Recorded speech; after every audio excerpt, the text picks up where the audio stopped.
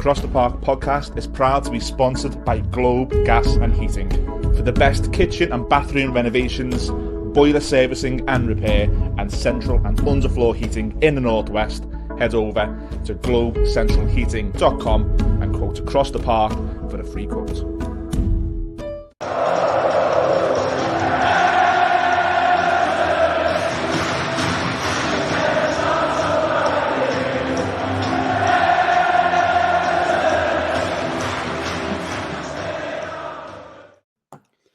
Hello everyone, welcome back to the Across the Park podcast. Myself, Judgy, joined by Mike from the Blue Boys Network. Mike, great to see you. We were saying before, it's been 18 months since we caught up, but thanks to Millsy's man flu, we're back again.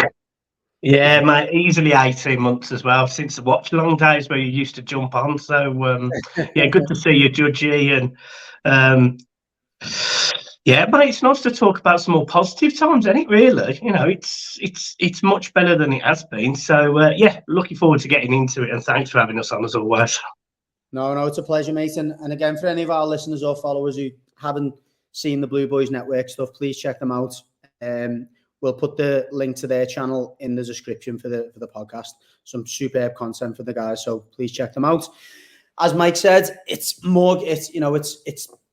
a positive feeling again coming after another fantastic away performance from the Blues. I mean, I've heard lots of your content, Mike, this season, and you, like myself, have been bemoaning the lack of a plan B. Well, one thing's for sure, plan A seems to be working out okay on the road, doesn't it, for Sean Dyche and the boys? Yeah, I mentioned it yesterday. He seems to have found a winning formula. You know, I noticed yesterday when we were playing that you'd see Mikalenko go up the left-hand side, and you'd see James Garner carry the ball and carry it to the left-hand side of the pitch, which would mean that the opposition again come over to the left-hand side, but that exposes the right-hand side, which means Ashley Young and Jack Harrison have got more room to deliver a ball while they create the overload on the left-hand side. So it's working well in that sense. It's part of the reason why I still think he's playing Young. You know, everyone knows my particular thoughts on Young. I don't think he should be starting games in the Premier League for Everton, but he does have the ability to go forward that he's had for his whole career. Let's be honest, since he was at Watford, he's always been a winger traditionally. So I sort of understand why he does it in that sense. So it's happy, it's good. I just wish he'd now find that plan A and do it at home, because our own record is horrendous and our away record is top 4. So it's something needs to give. But more than happy with the performance, and just got to keep going, because if we're going to pick up points away from home to keep us in the league, then we've got to keep doing it. 100%, yeah. I mean, I agree, and I do see. I was frustrated, as most Evertonians were, to see Ashley Young in the starting 11 before the game. But I do see, again, from a tactical point of view, why he's in there. I think one thing I've stressed quite a few times is what Young does give Sean Dyche and gives this team is, with his right foot from the defensive area, he's capable of switching the play very well. He's capable of finding that pass inside the pitch, which I think at times Patterson lacks. I think, you know, for all his energy and his athleticism versus Young being, you know, from an age point of view, a lot older than him. He can't really strike a ball as cleanly as Ashley Young can. And I think Dyche obviously likes to get the ball from back to front, right to left as quickly as possible, you know, in the most efficient manner he can. And Young can offer that. I must admit, and it was a bit like the Brentford game, when I seen the first time Alanga went up against him, he knocks it past him, and Young, you know, it's going to be an early yellow card. He's going to be up against it. Thankfully, he didn't get that yellow, and thankfully, beyond that point, he done okay. I mean, every time Alanga got him 1v1, he did beat him, but you'd expect that. But I thought he done well to not get drawn into fouling him as often as he has been in recent weeks. And I think, you know, Ashley Young's obviously as you've just said, a very experienced player. And what Ashley Young's probably realising now is got some really good defenders alongside me. So if I do get beat and that ball goes into the box, they're invariably going to defend it quite well. So you can probably avoid that, can't you, a bit more often, fouling. Yeah, And I think that's what he did. I think you're right. Every time Malanga had him 1v1, he stripped him. He was on toast. But he knew that, so he didn't dive in. He didn't lash out. And every time the ball come across the box, there was somebody to pick it up, whether it be, Branthwaite, Tarkowski, whether it be the two centre midfielders who, in my opinion, did a better job of picking up the runners from Forest going into the box, because I do think that is a weakness of Everton that we've had for years. Our central midfielders very rarely pick up the runners going into the box, and it leaves us exposed. And we saw goals from it this season. But the fact that we didn't do that against Forest, a very capable Forest team, let's make no bones about it. Yes, they lost last week at home against Brighton, but until then, Forest's record at home was top 6, were they? It was fantastic. They're a very solid team to beat away from home. We almost did it last season, but ended up with a 2-2 draw. So, players like... We lost one before the weekends at home. Yeah, exactly. So it's really positive that an Everton side that Forest wouldn't have expected to go there beat them, and didn't just beat them. We dominated them from pretty much start to finish. We were better with the ball. We were better in transition. We had better shots on target. We had better opportunities. We, as always, just need to try and be a little bit more clinical. But you can argue that game, we would have been clinical. We had one off the line, which I think was a great effort. Everton right, didn't he? So that goes in.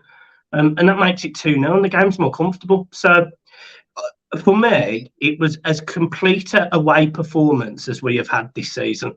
I was really, really happy with it.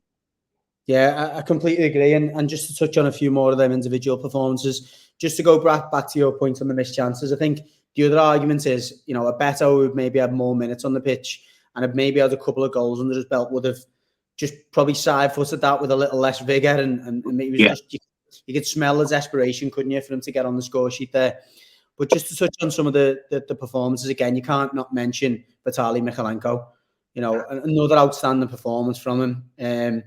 And again, he probably making most of us as fans, and let's be honest, most people have been on his back at some point, making most of us look a little bit silly. And one thing I've always said about Mykolenko, and this was even when he was at his worst, and I'm sure he'd agree with that, the lad's always put a shift in.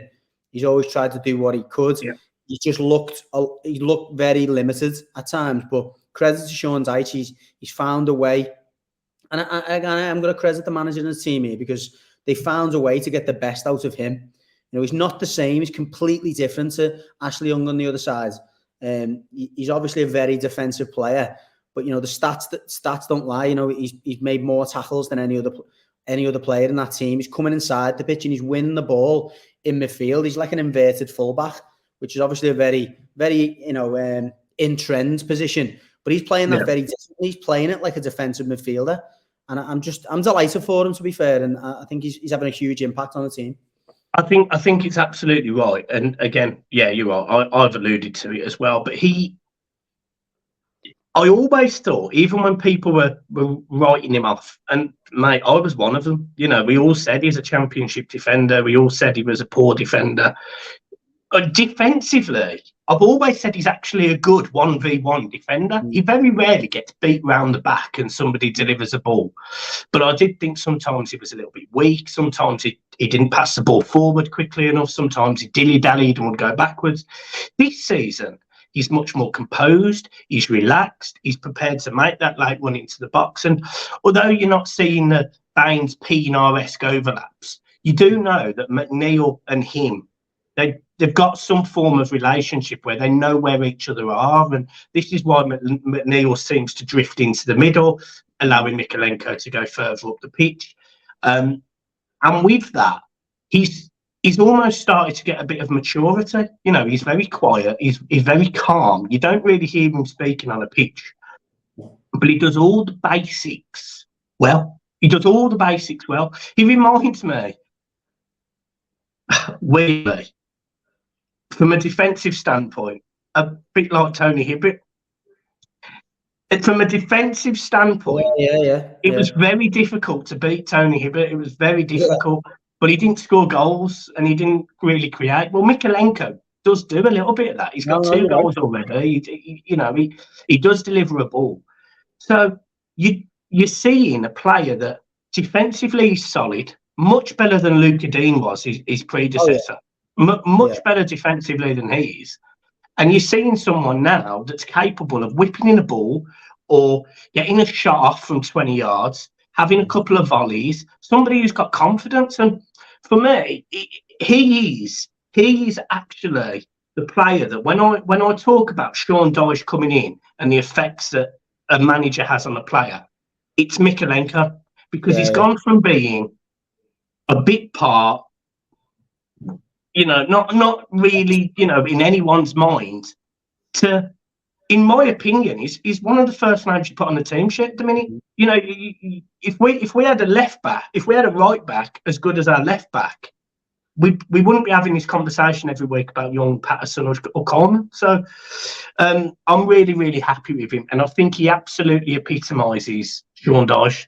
Hard work, aggressive when he needs to be, doesn't lose his head, nice and calm under composure, and will chip him with a goal or two. And that's more than I can ask for from a left back. And the second player I'm going to bring up probably falls exactly into that category again. Another player who is Decore. Abdoulaye Decore, and another player who was completely in the shadows when Sean Dyche come in.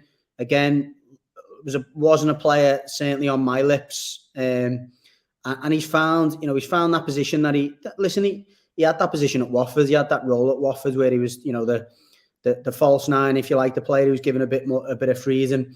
He didn't have the most impactful of games at the weekend, but again, he's a player I think is just quietly effective throughout the game, off the ball, on the ball. He's always the player initiating the press. He's the player who gets in the pockets. He provides that ball for McNeil for the chance that you said that was obviously cleared off the line. A player again who's just, for me, has had a huge impact on that team, and again for me, one of the first names on the team sheet.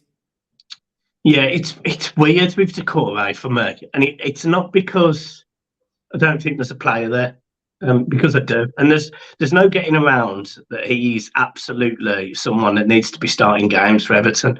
But as much as we can sit here and praise him, and we rightly should, the last few weeks he has been great. He also goes through periods in the season where you sit there and think, if you just had a footballing brain, you would be brilliant, because sometimes when he's carrying the ball, he can look a little bit clumsy. Sometimes his passing can be, sometimes his passing can be atrocious. Passing can be dreadful, yeah.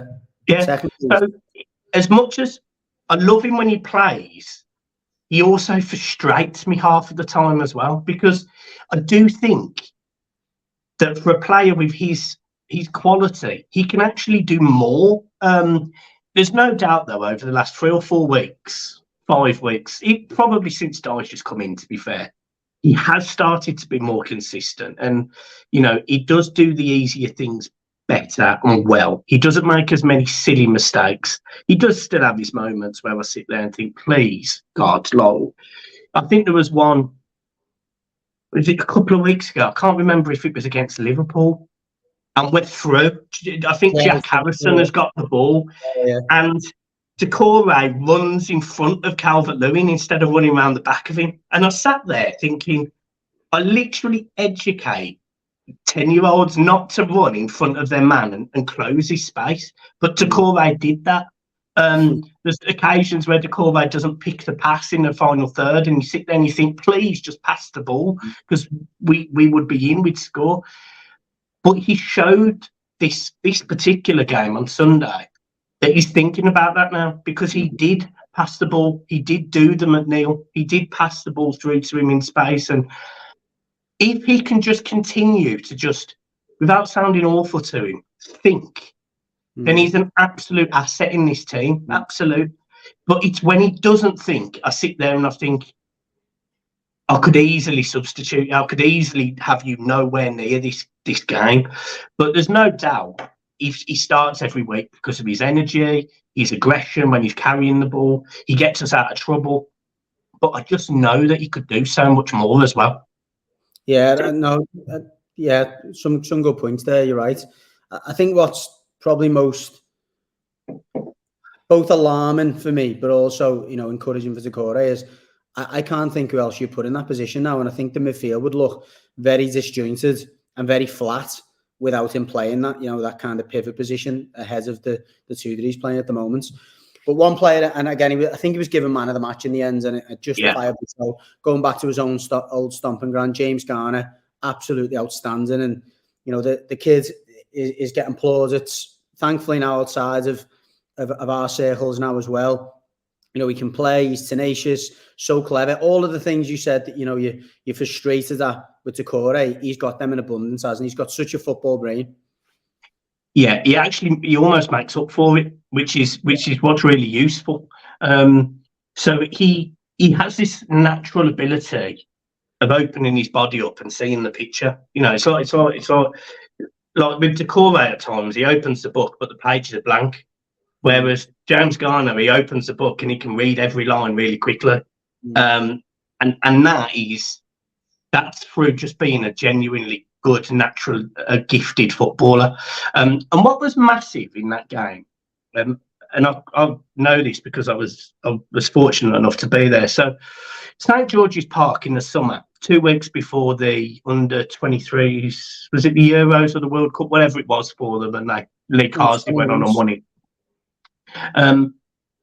I was fortunate enough to be there when they were there, and I was lucky enough to catch up with James and also Morgan Gibbs-White, who played against each other. Them two were really close friends, and actually from the little scraps that they had in the game, James Garner won all of them. And bearing in mind that you're talking about Morgan Gibbs-White that was valued at 45 million, he's skillful, quick and all of that, you're now seeing that James Garner, who has been quite quiet, quite reserved, hasn't made big entrances in his career, you know, didn't quite cut it at Man United, ended up going out on loan, blah, blah, blah, blah, blah. He now looks the footballer that we probably all knew that he could do. So it's really exciting for James. I think as he bulks up and he gets bigger and he naturally develops his game, it's only going to get better. But he reminds me a lot of Michael Carrick. Just very quiet, understated, plays a beautiful pass. He's got a goal in him, respected in his team.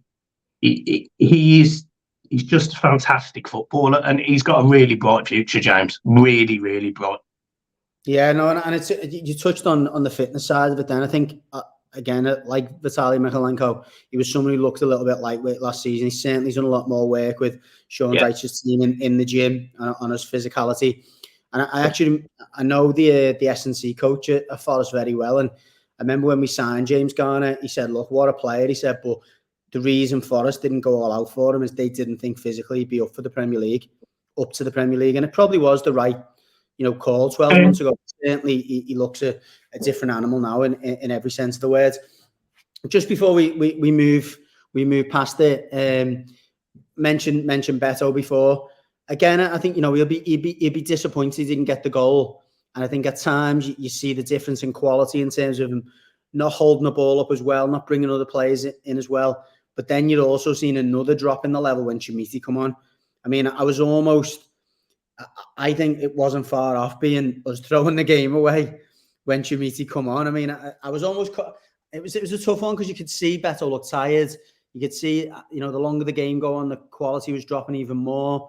But Chimiti comes on the pitch and you know, he almost gifted them a few, you know, when we were in good possession. It's worrying, isn't it?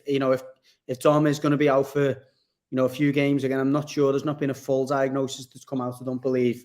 But I'm just hoping that it's sooner rather than later that he is back in.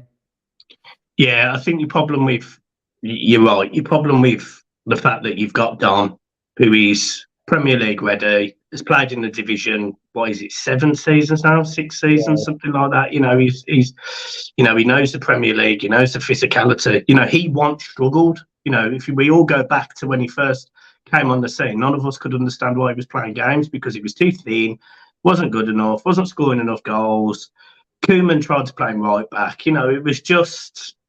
He just didn't really, and he adapted, he changed, he turned into a fully fledged Premier League striker. He's had injury problems, of course, but he is no doubt a Premier League striker. But you then bring in Beto, whose record at Udinese was, I think, 1 goal in 3. I think he made 30 appearances and scored 10 last season.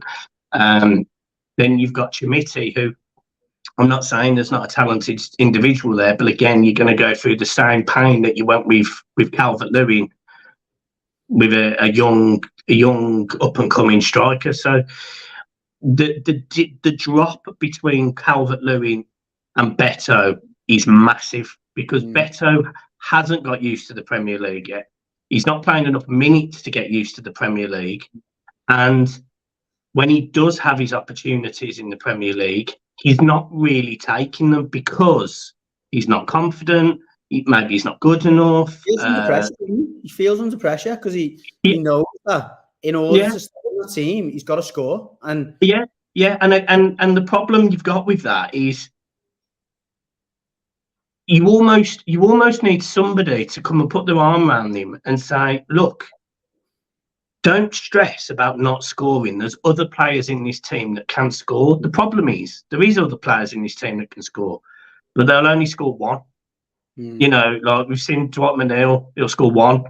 Takore will score 1. Jack Harrison will score 1. There's not multiple goals being scored from multiple players here. This isn't like an Aston Villa or a West Ham where you could say, oh, they've got Bowen and they might have a centre forward, they've got Souček, whoever can chip in with a couple of goals a game. We're quite reliant on somebody putting the ball in the back of the net at least once, if not twice. And Beto, unfortunately for Beto, until he finds his feet, he just seems to struggle. He has got pace. He's got a natural. He's got pace. He's physically strong. His first touch is wild at best. I mean, it is wild. But you kind of think if somebody just harnesses that, if there was a Duncan Ferguson at Everton Football Club who could spend some time with him on one-on-one, on just close control, trapping a ball, looking for a pass or getting yourself into space, that would be perfect for Beto. But unfortunately, there isn't anyone who can just educate him in that sense. So, yeah, it worries me. We're going up against 2 very good teams this week now. And I think if you start Beto in those games as a vocal point, the ball's not going to stick up front very long, and we will be in trouble. So we probably do need Calvert-Lewin back this week. I would feel much better with Calvert-Lewin starting than Beto or Chimiti. Chimiti almost gets a free pass because he's so young. My argument with Chimiti was always, why sign Chimiti for 15 million when I think there's a better player in Lewis Dobbin already there? But that's always been my argument. Probably, yeah. I mean, I don't think Lewis Dobbin's up to the level, but that doesn't mean to say I disagree with what you're saying. I think they probably are a similar level at this moment in time. But I think last one again. I did say last one, previous one, but I do want to touch on a player who's still dividing opinions somewhat, and I say that because it's kind of reflected in the WhatsApp group I've got with a few Everton mates, and half of them, complimentary of him, the other half think he flatters to deceive. He got something of an assist over the weekend, Jack Harrison. He's now chipped in with 3, maybe 4 assists, I think now, and the 1 goal as well. For me, I think the more I watch him, the more he's very, very similar to Dwight McNeil. I think he's a player who does enjoy being out wide, but he's capable of tucking in there. He's not, although I thought it was the case, he's not blessed with a huge amount of pace. He kind of one of them players who moves his legs really fast, but doesn't ever actually seem like he's running very fast. He scampers like Bernard. That's it. Yeah, it's a strange one, but I mean, I like him, to be fair. I think he's okay. I do agree that at times he can flatter to deceive. He's got that kind of jinky movement where a lot of the time you're just go and run him down the line and get us a corner. I remember Dwight McNeil being like that for long periods, and he's kind of worked out now. Look, this is the way I play. I play the ball off the defender. I get a corner. Don't need to go and run him. I still think despite the fact he's come in with a few assists, I still think he's trying to find his way. I don't think we've really seen anything near. I don't think the best of him yet. No, so I agree, and I was just going to check something while you're talking about him. He almost plays like a young player.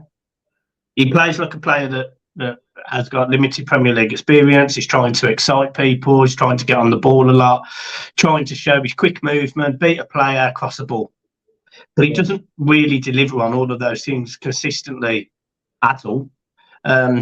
He dilly-dallies. So he'll beat a man, and then when he beats a man, he won't necessarily deliver the ball the first time. He'll jink back and deliver it the second time, which allows the defenders to get into position. And the thing that surprises me most about that is he's 27 years old. Yeah. He's not young. He's not young. He should know that the Premier League's all about pace. If you get the chance to whip the ball in, you do it straight away. And there was one of the things I used to praise Townsend about. Townsend was not a great footballer, but one thing he did do was deliver the ball very quickly, and that would be beneficial for us. And we started that season really well. Jack Harrison isn't a player like that. He dilly-dallies. I've got no doubt there's a player in there, but he's playing at the level that he is, which is a bottom half Premier League winger. He's not a winger that's going to take us forward. He's not a winger that's, going to create X amount of goals and score goals on his own for fun. He's not a Wilfred Gnonto who we were linked with heavily, who's got that ability to just blast a load of players and put the ball in the top bin. He's not capable of that. So I think it's all about expectations for me. What do we expect from Jack Harrison on loan? I expect a few assists and a few goals. I expect no more than 5 goals. I think that's probably what he'll get. And I expect him to probably get, 8 assists. Listen, if he gets 5 goals and 8 assists, it'll be one of the best returns we've had in a long time. And that's the problem, because that's where we unfortunately are, which isn't, in my opinion, isn't right going into a year where we're going to get this new stadium, and we should hopefully be trying to look more upwards rather than downwards. But for me, Jack Harrison, he irritates me because there's a player there, but I think he stops himself from being as good as he can be. No, that's fair enough. I think it's a fair assessment. Just to end, obviously, on the game itself, then that now puts us 4th in the form table away from home, only 2 points short of the best return away from home, which is Tottenham. Obviously, Tottenham got another brilliant draw at Man City yesterday. As I said at the start of the piece, he's found a formula, plan A, if you like, away from home, which is very effective. Completely agree with you. They now need to replicate or find an alternative formula. Maybe we call it plan B for how we play at home. And he can just flip between them, and we should be fine. We'll be 4th. We need Operation Goodison. Operation Goodison. That's what we need. Operation Goodison exercise. Yeah. Yeah. We need to get that involved. But yeah, that's it on the Forest game. We have got a few questions, Mike. I won't keep you too much longer. But the first question is something of an ambitious one, but I'll read it. And thanks again for the questions as always. It's from Talk Toffee on Twitter. It was addressed to Ian, but sorry, mate, Ian's not here. You'll have to do with me and Mike.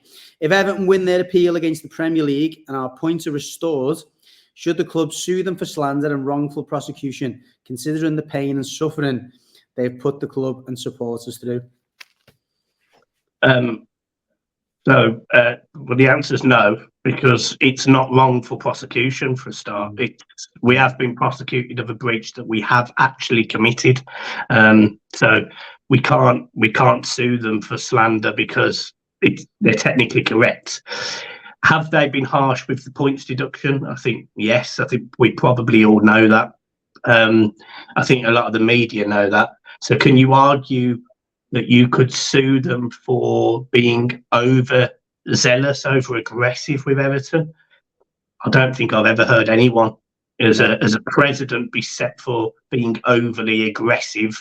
That's what an appeals court is for. So, yeah, for me, no. Everton have put their hands up and says, look, we have broken financial fair play. We did give 4 reasonable mitigating circumstances, which I actually agree with all of them.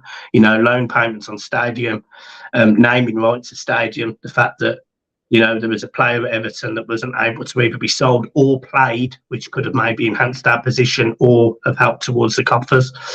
Yeah. I think all of those are fair points which were waived. That's why it goes to a court of appeal and not suing the Premier League. What will be interesting is if Manchester City are found in breach and clubs are allowed to sue Everton. Does that mean that everyone will be able to sue Manchester City, who's finished below them for years? And that is a can of worms that will be open. So, no, but I think it's fair question to ask. Yeah, absolutely. And again, thanks for the questions. No matter whether we agree with your opinion or not, we'll always air them. Well, within reason. We had a question from Aaron, who I think works with Millsy, to be fair, and his question's a little bit more open. His observations around how poor the refereeing has been of late.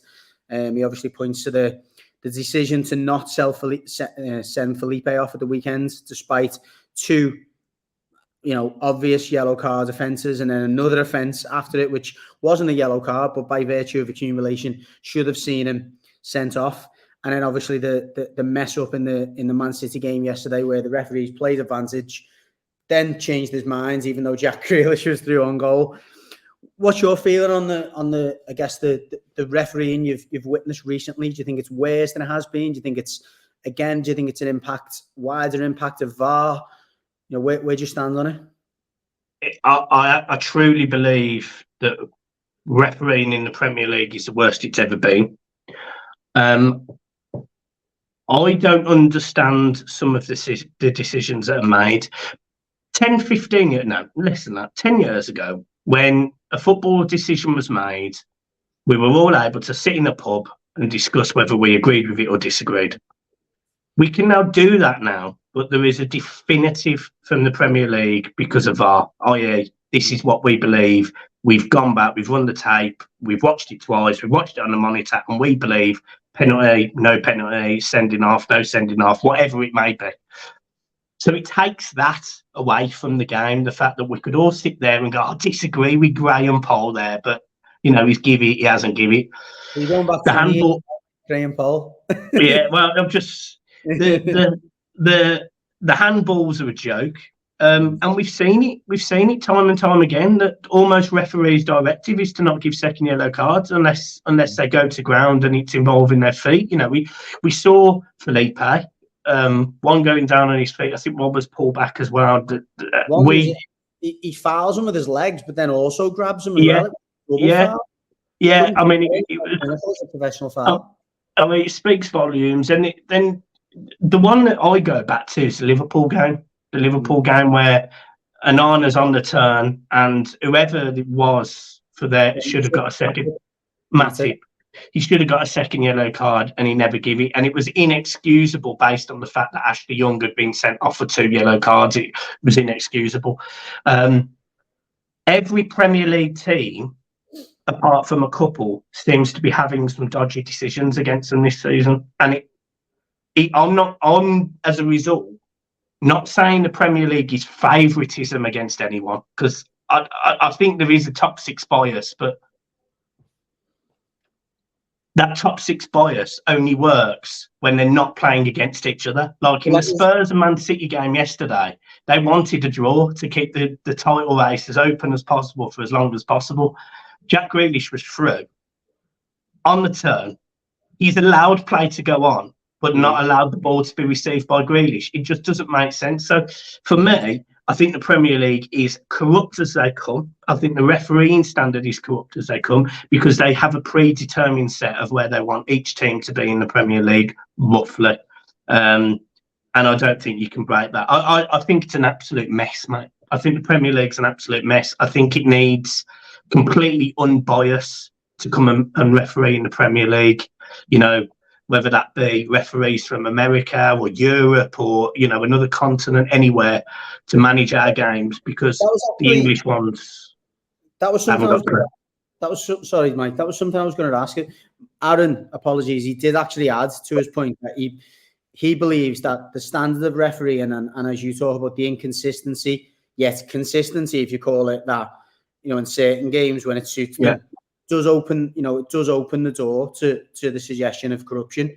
And he's not talking about Everton, he's just talking about in general. So it's interesting you actually use the word corruption yourself.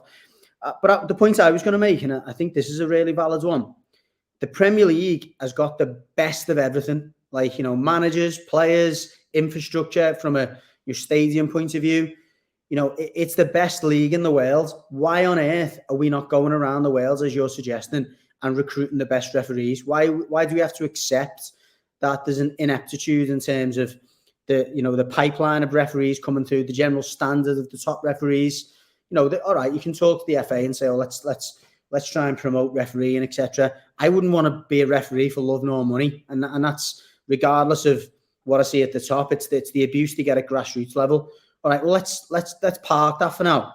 You wouldn't, for example, if there's a lack of talent in any of those Premier League squads, you don't see directors of football and managers going, oh, let's just wait for them to come through. They go and recruit abroad. They go and recruit in the countries that have got the talents that they're looking for. So why are we not doing the same with officials? It doesn't make sense to me. But the other problem with that is you can recruit all the people you want, but if the agenda above them people is still going to be potentially corrupt or dodgy or whatever, then they're just going to fall into that same mindset. I think the whole PGML needs scrapping. I think a lot of it, Howard Webb, I think all of it needs to go, because I think Howard Webb, to be fair, has tried to address some issues, but I think the issues are bigger than him. So I honestly, mate, I think the Premier League need independent regulation. I think the referees need independent regulation, and I think every single game should be reviewed after for every single decision, and a report published on every single decision, and for any trends, then an action happen against that happening again, whether that be a certain referee, whether it be certain VAR calls, whether it be certain decisions, because there is now far too many that don't make sense. Wolves have had loads this season. They had one at the first game of the season where Nana cleared out one of their strikers. They had one last weekend. It's so inconsistent. The Fulham one of all the penalties was a joke. Yeah. I mean, and I sit there and I think there's been games this season where Everton have had a penalty given against them, and literally a week later, we haven't got a penalty for the same thing, or vice versa. Honestly, you can understand why people who now watch the Premier League go week in, week out, spend their money on Sky and tickets for the game and whatever. They're completely disillusioned by it all because of how demoralising it is. And the one that always sticks in my mind, where I started to think, VAR is dodgy, was the Gylfi Sigurdsson on the floor one, where Gylfi Sigurdsson's on the floor. I think Calvert-Lewin shoots. It's against Manchester United, 1-1. It's to win the game, 2-1. He gets himself out of the way.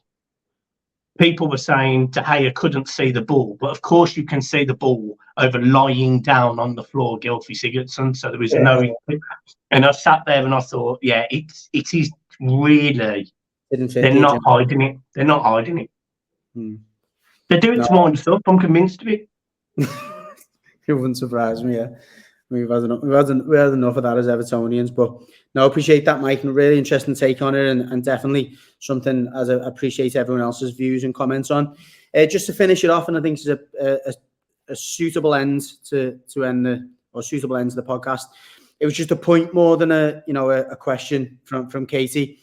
She just said, I think that the away ends once again deserve a shout out. They again protested throughout the game, but more importantly, got behind the team, who really looked to appreciate it at full time. I think that there was extra recognition from the team, I think, at the end of the game on Saturday, in terms of appreciating what the crowd have put into not only the support during that game, but the last 7 to 10 days. I think they probably realised, as players, it was tough for them. As a club, it's been tough, but great again to see that solidarity and, for the first time in a long time, that everyone's kind of pulling in the same direction. Yeah, the away support from Everton has always been fantastic. Every single game, home and away, midweek, thousands of miles away.